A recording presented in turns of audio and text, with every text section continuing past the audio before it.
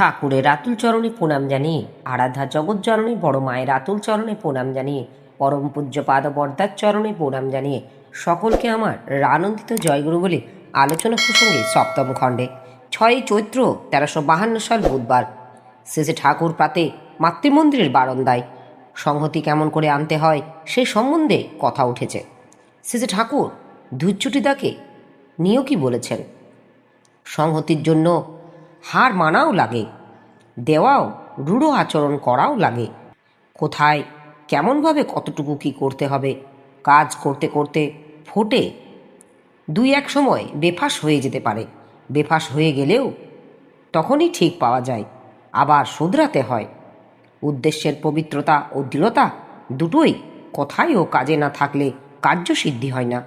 সৎসঙ্গীদের মধ্যে কংগ্রেসের লোক, হিন্দু মহাসভার লোক, মুসলিম লীগের লোক ইত্যাদি সব রকম দল মত ও পথের লোকই আছে, কিন্তু তারা যদি জীবনীয় আদর্শকে মুখ্য করে না ধরে তাহলে তারা নিজেরাই ঠকে যাবে। কারোর প্রতি সুবিচার করতে পারবে না। যে কোনো কাজ সুষ্ঠু সংহতিতে করতে গেলেই প্রথম দরকার আদর্শ প্রাণতা। যে কোনো দলের মধ্যে সত্তা সম্বর্ধনী আদর্শ অনুরাগী লোকের সংখ্যা যত বেশি থাকে সে দলের উন্নতি সম্ভাবনা তত বেশি থাকে। তারা দলকে ভালোর দিকে নিয়ন্ত্রণ করতে পারে।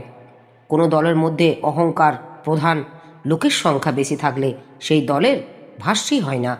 মানুষের ভুল হতে পারে, কিন্তু ভুলের প্রতি ভালোবাসা থাকাটা খারাপ। আন্তরিকতা থাকলে ভুলের প্রতি ভালোবাসা হয়, নিজের দোষটাকেও সমর্থন করতে চায়।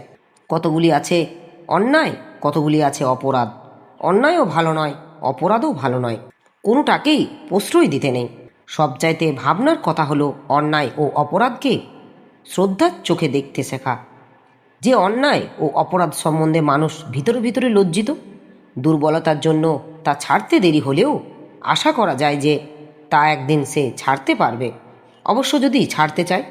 কিন্তু অন্যায় ও অপরাধকে যে গৌরবের বস্তু বলে মনে করে তাকে শোধরানো কঠিন কথা।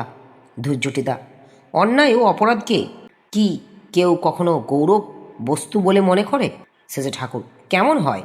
একজন অন্যায়কারী হয়তো খুব জেল্লাওয়ালা মানুষ, তার প্রতি ভালোবাসা পড়ল, তার প্রতি অনুরাগের দরুন অবগুণগুলি অনুকরণ করতে লাগলো, তারিফ করতে লাগলো, অজায়গায় প্রাণের টান ও শ্রদ্ধা গিয়ে পড়ল।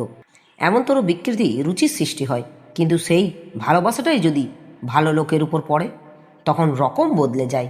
সৎ সুনিষ্ঠ সংহতিমুখ শ্রদ্ধাহ চরিত্র সম্পন্ন লোক তোমাদের ভিতর যত বাড়বে ততই পরিবেশ ও সৎ সন্দেপনার সংহত হয়ে উঠতে থাকবে।